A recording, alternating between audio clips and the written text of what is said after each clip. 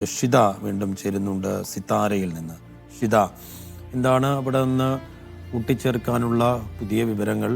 ഇന്നീ പകൽ ഈ പ്രഭാതത്തിൽ ഏതൊക്കെ പ്രമുഖർ അദ്ദേഹത്തിന് അന്തിമോപചാരം അർപ്പിക്കാൻ സിത്താരയിലേക്ക് എത്തും?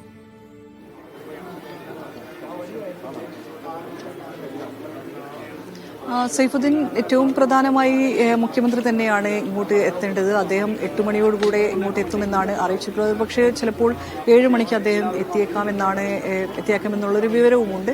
എന്തായാലും മുഖ്യമന്ത്രി ഇന്നലെ തന്നെ ഇവിടെ എത്തിയിട്ടുണ്ട്. MTയെ അദ്ദേഹം അനുസ്മരിക്കുകയും ചെയ്തിട്ടുണ്ട്. ഇന്നലെ രാത്രിയോടുകൂടെ തന്നെ തലശ്ശേരിയിൽ നിന്നും അദ്ദേഹം കോഴിക്കോട് ഗസ്റ്റ് ഹൗസിലേക്ക് എത്തിയിട്ടുണ്ട്. 7 മണിക്കോ 8 മണിക്കോ അദ്ദേഹം ഇവിടേക്ക് വരുമെന്നുള്ള കാര്യമാണ് അറിയിച്ചിട്ടുള്ളത്. മറ്റുള്ളവരൊക്കെ തന്നെ ഇന്നലെ ഒരുപാട് ആളുകൾ ഇവിടെ എത്തിയിട്ടുണ്ട്. വിവിധ സാഹിത്യ രംഗത്തുള്ള ഒരുപാട് ആളുകളെ നമുക്ക് ഇവിടെ നിന്ന് കോഴിക്കോട് ഉണ്ടായിരുന്നവർ, MTയുടെ മരണവിവരം അറിഞ്ഞ് പെട്ടെന്ന് ഓടിയെത്താനാവുന്നവരെല്ലാം തന്നെ ആ സമയത്ത് തന്നെ സിത്താരയിലേക്കും ഒപ്പം തന്നെ ആശുപത്രിയിലേക്കും എത്തുന്നതാണ് നമ്മൾ കണ്ടത്. മന്ത്രിമാരായ AK ശശീന്ദ്രൻ അദ്ദേഹം കോഴിക്കോട് തന്നെ ഉണ്ടായിരുന്നു. അദ്ദേഹം പെട്ടെന്ന് ആശുപത്രിയിലെത്തി MT മരിച്ചു എന്നറിഞ്ഞപ്പോൾ തന്നെ അദ്ദേഹം പെട്ടെന്ന് തന്നെ കോഴിക്കോട് ആശുപത്രിയിലേക്ക് എത്തിയിട്ടുണ്ടായിരുന്നു. ഒപ്പം മന്ത്രി V അബ്ദുറഹ്മാൻ എത്തിയിരുന്നു. തുടർന്ന് പിന്നീട് സിനിമാ രംഗത്തുള്ള നിരവധി ആളുകൾ കൂടി ഇങ്ങോട്ടെത്തി. ശ്രീകുമാർ മേനോൻ, അദ്ദേഹവുമായുള്ള ഒരു കേസും ഒക്കെ ഇതിനു മുൻപ് വാർത്തയായത് നമ്മൾ കണ്ടതാണ്. 2-ാം ഊഴം സിനിമയുമായി ബന്ധപ്പെട്ടുള്ള ഒരു കരാറും ആ കരാർ ലംഘനവും ആ കരാറിനെ തുടർന്നുള്ള വാർത്തകളും കോടതി വരെ എത്തിയ കാര്യങ്ങളെല്ലാം നമ്മൾ കണ്ടതാണ്. അതിലുള്ള ഒരു കാര്യമാണ് അതിലുള്ള ഒരു വിഷമമാണ് അദ്ദേഹം പങ്കുവെക്കുന്നത്. മാധ്യമങ്ങളോട് പങ്കുവെച്ചത് അദ്ദേഹമാണ്. അതിന്റെ ഒരു MT ഉള്ള സമയത്ത് അദ്ദേഹത്തിന് പറയാൻ പറ്റാത്ത ഒരു പക്ഷേ കാര്യങ്ങൾ ഉൾപ്പെടെ അദ്ദേഹം പറയുകയും ചെയ്തിട്ടുണ്ട്. കാരണം അങ്ങനെ ഒരു മരണം ഇപ്പോൾ അദ്ദേഹം നമ്മെ വിട്ടുപോകുമെന്ന് ആരും കരുതുന്നില്ല. അതൊരു സിനിമയായി എടുക്കണമെന്നുള്ള ഒരു ആഗ്രഹം, അത് 2-ാം ഊഴം സിനിമയാക്കണമെന്നുള്ള ഒരു ആഗ്രഹം, വലിയ ഒരു ആഗ്രഹം തന്നെ 2-ാം ഊഴത്തിനെ സംബന്ധിച്ചിടത്തോളം MTക്ക് ഉണ്ടായിരുന്നു എന്നുള്ളതാണ്. ഒപ്പം തന്നെ ഇന്നിപ്പോൾ സംസ്കാരം നടക്കുന്നത് കോഴിക്കോട് മാവൂർ ശ്മശാനത്തിലാണ്. മാവൂർ ശ്മശാനത്തിന്റെ അറ്റകുറ്റപ്പണികളെല്ലാം നടന്നു വരികയായിരുന്നു. അതിൽ ഇപ്പോൾ വീണ്ടും കുറച്ചു കാലങ്ങളായിട്ട് തന്നെ അവിടെ സംസ്കാര ചടങ്ങുകളൊന്നും നടക്കാറില്ല. ഇന്നിപ്പോൾ MTക്ക് വേണ്ടി പ്രത്യേകമായി തന്നെ അവിടെ സൗകര്യം ഒരുക്കുകയാണ്. അതിന്റെ കൃത്യമായുള്ള പണികൾ നടന്നുകൊണ്ടിരിക്കുന്നതേ ഉള്ളൂ. MT ഇന്ന് അവിടെ സംസ്കരിക്കുകയാണ്. അപ്പോൾ MTക്ക് വേണ്ടി അവിടെ ഒരു പ്രത്യേക സൗകര്യം തന്നെ ഒരുക്കിക്കൊണ്ടാണ് സംസ്കാര ചടങ്ങുകളിലേക്ക് കടക്കുകയും ചെയ്യുന്നത്. MT വാസുദേവൻ നായരെ സംബന്ധിച്ചിടത്തോളം അദ്ദേഹം ജീവിതത്തിലേക്ക് തിരികെ വന്ന ഒരുപാട് സന്ദർഭങ്ങളുണ്ടായിരുന്നു. കാരണം അദ്ദേഹം ഇതിനു മുൻപും അസുഖബാധിതനായി പല ദിവസം ആശുപത്രിയിൽ കിടന്നിരുന്നു. പക്ഷെ അപ്പോഴൊക്കെ തന്നെ അദ്ദേഹം വീണ്ടും തന്റെ സജീവമായ മേഖലകളിലേക്ക് ഇവിടെ ഇരുന്ന് എഴുത്തിന്റെയും ഒപ്പം തന്നെ ആളുകളോടുള്ള സംസാരത്തിന്റെയും എല്ലാം തന്നെ മേഖലകളിലേക്ക് അദ്ദേഹം തിരിച്ചെത്തുകയും ചെയ്തിരുന്നു. എന്നാൽ ഈ 15-ാം തീയതി അദ്ദേഹത്തെ ആശുപത്രിയിൽ അഡ്മിറ്റ് ചെയ്തപ്പോൾ മുതൽ അദ്ദേഹത്തിന്റെ ആരോഗ്യനിലയിൽ വലിയ ഗൗരവമായ രീതിയിലേക്ക് നീങ്ങുകയായിരുന്നു. കുറച്ച് സീരിയസ് ആണെന്നുള്ള വിവരം ആശുപത്രിയിൽ നിന്ന് അറിയിക്കുകയും ചെയ്തിട്ടുണ്ടായിരുന്നു. പിന്നീട് അദ്ദേഹത്തിന്റെ ആരോഗ്യനിലയിൽ കുറച്ച് തൃപ്തികരമായ കാര്യങ്ങൾ വന്നു. മരുന്നുകളോട് പ്രതികരിക്കാൻ തുടങ്ങി. കൃത്യമായി ആശുപത്രിയിലെ ഡോക്ടർമാർ കൃത്യമായി നിരീക്ഷിക്കുമ്പോൾ അദ്ദേഹത്തിന്റെ നിലയിൽ പുരോഗതി ഉണ്ട് എന്നുള്ളതാണ് പറഞ്ഞിരുന്നത്. ഇന്നലെ ഒരു ദിവസം കൊണ്ട് അതെല്ലാം തന്നെ മാറി മറിഞ്ഞു. അപ്പോഴും ആളുകൾ പ്രതീക്ഷിക്കുന്നതും കാത്തിരിക്കുന്നതും എല്ലാം തന്നെ അതുതന്നെയായിരുന്നു. MT വാസുദേവൻ നായർ തിരികെ വരുമെന്നുള്ള കാര്യം തന്നെയായിരുന്നു പ്രതീക്ഷിച്ചിരുന്നതെല്ലാം തന്നെ. എനിക്കൊപ്പം ഷംസീർ കൂടെ ചേരുകയാണ്. ഷംസീർ, സ്വാഭാവികമായിട്ടും നമ്മളെ ഓരോരുത്തരെയും സംബന്ധിച്ചിടത്തോളം എഴുത്ത് അത്രയേറെ ഇഷ്ടപ്പെടുന്ന, വായന അത്രയേറെ ഇഷ്ടപ്പെടുന്ന ആളുകളെ സംബന്ധിച്ചിടത്തോളം അവരുടെ മനസ്സിൽ മറക്കാനാകാത്ത ഒരുപാട് കഥാപാത്രങ്ങൾ നൽകിയ ഒരാളാണ് MT. ഒരുപക്ഷെ വായിച്ചു തുടങ്ങി നേരെ MTയിലേക്ക് കയറിയ ഒരുപാട് ആളുകളുമുണ്ടാവും. ഷംസീറിനെ എങ്ങനെയാണ് MT രേഖപ്പെടുത്തുന്നത്? MT വാസുദേവൻ നായരെന്ന എഴുത്തുകാരനെ ഞാൻ എൻ്റെ ഒരു ഹൈസ്കൂൾ സമയത്താണ് കാര്യമായിട്ട് അറിഞ്ഞു തുടങ്ങുന്നതും വായിച്ചു തുടങ്ങുന്നതും.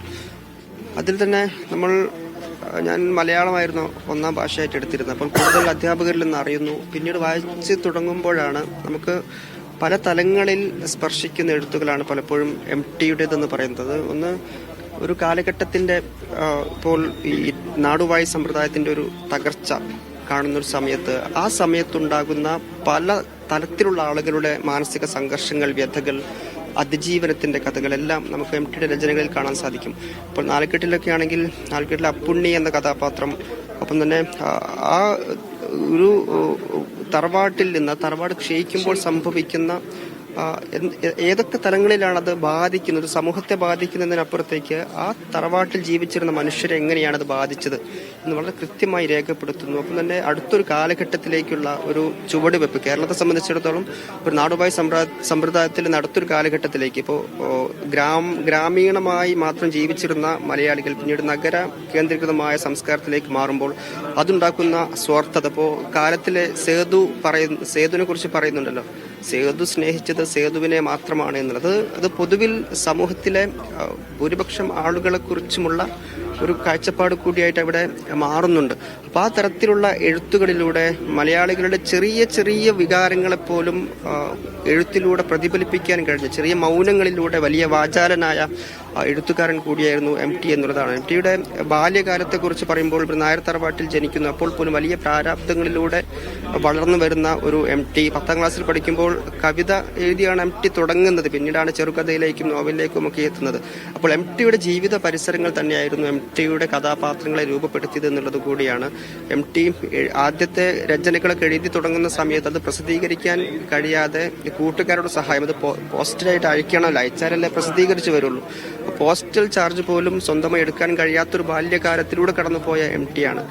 പിന്നെ MTയെ കുറിച്ച് ചോദിക്കുമ്പോൾ MT പറയുന്നുണ്ട് എന്താണ് നിളാനദിയും ഒപ്പം തന്നെ ഈ ഒരു വള്ളുവനാടൻ പരിസരവും വിട്ടെന്തുകൊണ്ടാണ് താങ്കളുടെ കഥാപാത്രങ്ങൾ പോകാത്തെന്ന് ചോദിക്കുമ്പോൾ MT പറയുന്നുണ്ട് അറിയാത്ത വലിയ സമുദ്രത്തെക്കുറിച്ച് പറയുന്നതിനേക്കാൾ നല്ലത് അറിയുന്ന എൻ്റെ നിളാനദിയെക്കുറിച്ച് പറയുന്നതാണ്, അല്ലെങ്കിൽ ആ പരിസരത്തെക്കുറിച്ച് പറയുന്നതാണെന്ന് MT പറയുന്നുണ്ട്. അപ്പോൾ ആ തരത്തിൽ കൃത്യമായി തൻ്റെ ജീവിത പരിസരങ്ങളെ കൃത്യമായി അടയാളപ്പെടുത്തിയ ഒരു സാഹിത്യകാരൻ എന്നുള്ള നിലയ്ക്ക് കൂടിയാണ്. അതിനൊക്കെ അപ്പുറത്തേക്ക് നമുക്ക് സാഹിത്യകാരൻ എന്നുള്ള നിലയ്ക്ക് മാറ്റി നിർത്തി കഴിഞ്ഞാൽ MT ഒരു പരിസ്ഥിതിവാദി എന്നുള്ള നിലയിൽ കൂടി MT അടയാളപ്പെടുത്തേണ്ടതുണ്ട്. ഇപ്പോൾ പ്രതികരിക്കേണ്ട സമയങ്ങളിൽ ഇപ്പോൾ മുത്തങ്ങയിലെ വെടിവെപ്പ് സമയമുണ്ട്, മാറാട് കലാപത്തിൻ്റെ സമയമുണ്ട്, അതുപോലെ തന്നെ ബാബറി മസ്ജിദ് തകർക്കപ്പെട്ട സമയം, ഏറ്റവും ഒടുവിൽ നമുക്കറിയാം ഏകാധിപത്യത്തിനെതിരെ MT സംസാരിച്ച അതൊക്കെ നമ്മുടെ ഓർമ്മയിലുള്ള റീസൺലി വിവാദമായ. അപ്പോൾ എല്ലാത്തിലും കയറി തന്നെ പ്രതികരിക്കണം എന്ന നിലപാടിൽ നിന്ന് മാറി പ്രതികരിക്കേണ്ട സമയങ്ങളിൽ കൃത്യമായി തന്നെ പ്രതികരിച്ച ഒരു വിഷയമുണ്ട്. അപ്പോൾ ഈ മാറാട് കലാപത്തിന്റെ ഒരു വിഷയം മാത്രം പറയുകയാണെങ്കിൽ MT ആ കലാപ ബാധിത മേഖലകൾ സന്ദർശിക്കുന്നു, സമാധാനത്തിന് വേണ്ടിയുള്ള ശ്രമങ്ങൾ നടത്തുന്നു. അപ്പോൾ MT പറയുന്നുണ്ട് ഇത് താൻ ശ്രമിച്ചാൽ കഴിയുന്ന ഒരു കാര്യമല്ല, നമുക്ക് യേശുദാസിനെ കൊണ്ട് ഇവിടെ നിന്ന് വരുത്തിക്കാം, യേശുദാസ് വന്ന് പറഞ്ഞാൽ ഒരു പക്ഷേ ആ ഒരു അന്തരീക്ഷം സമാധാനാന്തരീക്ഷം പുലരും. അപ്പോൾ കേവലം ഇപ്പോൾ നമുക്കൊക്കെ അറിയാം സാഹിത്യകാരന്മാരാണെങ്കിലും രാഷ്ട്രീയക്കാരാണെങ്കിലും ഒക്കെ ചിലരെങ്കിലും പ്രകടനപരത കാണിക്കുന്ന ആളുകളുണ്ട്. തൻ്റെ ഒരു സന്ദർശനം, തൻ്റെ ഒരു പ്രസ്താവന, അത് താൻ ഇതിൽ ഇടപെടുന്നു അല്ലെങ്കിൽ താൻ സാമൂഹ്യമായി ഇടപെടൽ നടത്തുന്നയാളാണ് എന്ന് വരുത്തി തീർക്കാൻ വേണ്ടി ഇടപെടുന്ന ആളുകളുമുണ്ട്. അതിനപ്പുറത്തേക്ക് വളരെ ആത്മാർത്ഥമായി MT ഇത്തരം വിഷയങ്ങളിൽ ഇടപെട്ടിരുന്നു, സമൂഹം നേർവഴിയിൽ സഞ്ചരിക്കണം എന്ന് ആഗ്രഹിച്ചിരുന്ന ഒരു വ്യക്തി കൂടിയാണ്. ഒപ്പം തന്നെ നമ്മൾ കണിശതയെക്കുറിച്ച് നിരന്തരം MTയെക്കുറിച്ച് പറയാറുണ്ട്. ഇപ്പോൾ മാധ്യമപ്രവർത്തകരോടാണെങ്കിലും അധികം മാധ്യമപ്രവർത്തകർ അടുപ്പിക്കാത്തൊരു പ്രകൃതമാണ് MTയുടെ. അപ്പോൾ പോലും MT കൃത്യമായ കാഴ്ചപ്പാട് സമൂഹത്തെക്കുറിച്ച് വെച്ച് പുലർത്തിയിരുന്ന ആളാണ്. ഈ പുറത്തേക്ക് കാണിക്കുന്ന പ്രകടനപരതയേക്കാൾ ആത്മാർത്ഥമായ കാര്യങ്ങൾ കാണുകയും നിഷ്കളങ്കമായ കാര്യങ്ങൾ കാണുകയും ചെയ്ത വ്യക്തിയാണ്. ഇപ്പോൾ ഈ ഓണാഘോഷത്തെക്കുറിച്ചൊക്കെ MT പലപ്പോഴും പറയാറുണ്ട്. ഇപ്പോൾ വിപണി കേന്ദ്രീകൃതമായി ഓണാഘോഷം, തൻ്റെ ബാല്യകാലത്താണെങ്കിൽ പൂ പറിക്കാൻ പോകുന്നതും ആർക്കാണ് കൂടുതൽ പൂ ശേഖരിക്കാൻ കഴിയുക എന്ന് മത്സരിച്ച് ഞങ്ങൾ ഓണം ആഘോഷിച്ചൊരു സമയമുണ്ടായിരുന്നു. അപ്പോൾ ഈ ആഘോഷത്തിൻ്റെയൊക്കെ വിപണിവൽക്കരണത്തെയൊക്കെ വലിയ തോതിൽ ആകുലതയോടെ കൂടിയും സങ്കടത്തോടു കൂടിയും ഒക്കെ കണ്ട ഒരു MT കൂടി അവിടെയുണ്ട് എന്നുള്ളതാണ്. അപ്പോൾ ആ തരത്തിലൊക്കെയുള്ള MTയെ നമ്മൾ ഈ സമയത്ത് അടയാളപ്പെടുത്തേണ്ടത്. MTയുടെ സാഹിത്യമാണ് കൂടുതൽ സംസാര വിഷയമാകുന്നതെങ്കിൽ കൂടി അതിനപ്പുറത്തേക്കുള്ള MTയെ അടയാളപ്പെടുത്തേണ്ട സമയം കൂടിയായി ഈ മാറുന്നുണ്ട്. ഒപ്പം തന്നെ നമുക്കറിയാം കവിതകൾ, ചെറുകഥകൾ, നോവലുകൾ, അതും കഴിഞ്ഞ് സിനിമ, തിരക്കഥ, സംവിധാനം, അങ്ങനെ എല്ലാ തരത്തിലും സ്പർശിച്ച ഒരു കലാജീവിതം കൂടിയാണ് ഇപ്പോൾ നമുക്ക് നഷ്ടമാകുന്നത് എന്നുള്ളത് കൂടിയാണ്. 7 പതിറ്റാണ്ടൊക്കെ സാഹിത്യ ലോകത്ത് സ്ഥിര സാന്നിധ്യമായി നിൽക്കുക, അതിൻ്റെ ഉത്തുംഗതയിൽ നിൽക്കുക എന്ന് പറയുന്നത് അസാധ്യമായ കാര്യമാണ്. എല്ലാ തലമുറകളെയും പ്രചോദിപ്പിക്കാൻ കഴിയുന്ന എഴുത്ത് എന്നൊക്കെ പറയുന്നത് നമുക്കത് ഊഹിക്കാൻ കഴിയുന്നതിലും അപ്പുറത്തേക്കാണ്. ഇപ്പോൾ അതുകൊണ്ടാണ് അദ്ദേഹത്തെ നമ്മൾ പെരുന്തച്ഛൻ, സാഹിത്യ ലോകത്തെ പെരുന്തച്ഛൻ എന്നൊക്കെ വിളിക്കുന്നത്. തീർച്ചയായും ഇപ്പോൾ തന്നെ നമ്മൾ ഈ MT വിടവാങ്ങുമ്പോൾ തന്നെ സീനിയറായ ആളുകൾ സംസാരിക്കുമ്പോഴും അതൊക്കെ കടന്ന് ഇപ്പോൾ സ്കൂളിൽ പഠിക്കുന്ന വിദ്യാർത്ഥികൾ സംസാരിക്കുമ്പോഴും ഒക്കെ അവർക്കൊക്കെ MT എന്നുള്ളത് അവരുടെ വികാരമായി മാറുന്നുണ്ട് എന്ന് പറയാൻ പറ്റുന്നുണ്ടെങ്കിൽ അതിന്റെ കാരണം MTയുടെ എഴുത്തിന്റെ ശക്തി തന്നെയാണ്. കാരണം MT പറഞ്ഞ വിഷയങ്ങൾ, പ്രതിപാദിച്ച കാലം, ഇതെല്ലാം എല്ലാ കാലത്തെ ജനങ്ങളെയും പ്രചോദിപ്പിക്കുന്ന, അവർക്ക് ഇരുത്തി ചിന്തിപ്പിക്കുന്ന വിഷയങ്ങൾ MT പറഞ്ഞു വെച്ചു എന്നുള്ളത് കൂടിയാണ്. അപ്പോൾ ആ തരത്തിലൊക്കെ അത്ഭുതകരമായൊരു ജീവിതം ജീവിച്ച് തീർത്തു എന്ന് തന്നെ പറയേണ്ടി വരും. കോഴിക്കോടിനെ സംബന്ധിച്ചിടത്തോളം കോഴിക്കോടുകാരനല്ല MT, പാലക്കാട് നിന്ന് ഇവിടെ വന്ന് കോഴിക്കോടുകാരനായി മാറിയ ഒരാൾ, പിന്നീട് കോഴിക്കോടിന്റെ സാഹിത്യ ലോകത്തെ കുലപതിയായി മാറിയ ഒരാൾ, നമ്മൾ മറ്റ് സാഹിത്യ ലോകത്തെ തന്നെ കുലപതിയാണ്. എന്നിരുന്നാൽ പോലും നമുക്ക് കോഴിക്കോടിനെ തന്നെ അങ്ങനെ രേഖപ്പെടുത്താം. MTയുടെ പേരിൽ കൂടിയാണ് കോഴിക്കോട് രേഖപ്പെടുത്തപ്പെടുന്നത്. തീർച്ചയായും ഇപ്പോൾ കൂടല്ലൂരിൽ നിന്ന് MT വരുമ്പോൾ മലബാറിൽ അന്ന് ഈ ബഷീറുണ്ട്, തന്നെ SK പുറ്റക്കാടൊക്കെ നിറഞ്ഞു നിൽക്കുന്ന ഒരു സമയത്ത് കൂടിയാണ് MT എഴുത്തിലേക്ക് വരുന്ന ഒരു കാലഘട്ടം. തെക്കോട്ടാണെങ്കിൽ തകഴിയെ പോലെയുള്ള സാഹിത്യകാരന്മാരുണ്ട്. അപ്പോൾ അതിനിടയിൽ MT പിന്നീട് കോഴിക്കോട്ടേക്ക് പറിച്ച് നടപ്പെടുകയാണ്. ഒരർത്ഥത്തിൽ കോഴിക്കോട് വന്ന് ഈ മാതൃഭൂമിയുടെ പത്രാധിപരാകുന്നു, ആഴ്ച പതിപ്പിന്റെ, അങ്ങനെ തുടങ്ങി പിന്നീട് കോഴിക്കോടിന്റെ സ്വന്തം ആളായി MT മാറുകയാണ്. കോഴിക്കോട്ടെ സാഹിത്യ പരിപാടികളെല്ലാം നിറസാന്നിധ്യമായി മാറുന്നു.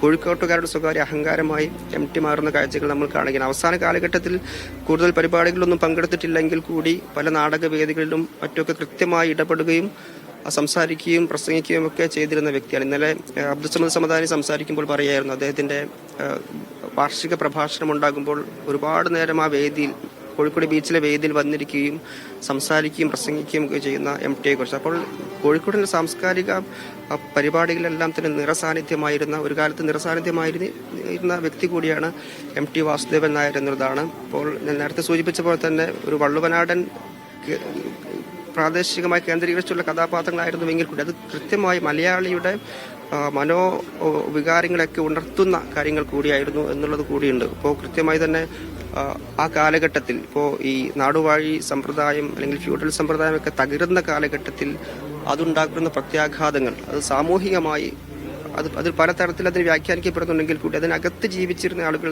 അനുഭവിക്കുന്ന മാനസിക സംഘർഷങ്ങളെ കൃത്യമായി അടയാളപ്പെടുത്തിയ കഥാപാത്രങ്ങൾ നിരവധി MT രചിക്കുന്നു എന്ന് പറയുമ്പോൾ അത് ഒരു കാലഘട്ടത്തിന്റെ ചരിത്രം കൂടിയായി മാറുന്നുണ്ട്. ഇപ്പൊ നോവലുകൾ എന്തിനാണ് വായിക്കുന്നത്? നോവലുകൾ അത് സാങ്കല്പികമല്ല, അല്ലെങ്കിൽ അത് ഫിക്ഷൻ അല്ലേ എന്ന് പറയുന്നവർക്ക് കൃത്യമായ ഒരു കാലഘട്ടത്തിന്റെ ചരിത്രത്തെ കൂടിയാണ് MT അടയാളപ്പെടുത്തുന്നത്. MTയെ വായിക്കാതെ കേരളത്തിന്റെ ചരിത്ര വായന പൂർണ്ണമാകില്ല എന്നുള്ളത് കൂടി കൃത്യമായി നമുക്ക് പറയാൻ കഴിയും. MT അർത്ഥത്തിൽ ഒരു ചരിത്രം കൂടിയാണ് രേഖപ്പെടുത്തി വിടവാങ്ങുന്നത്.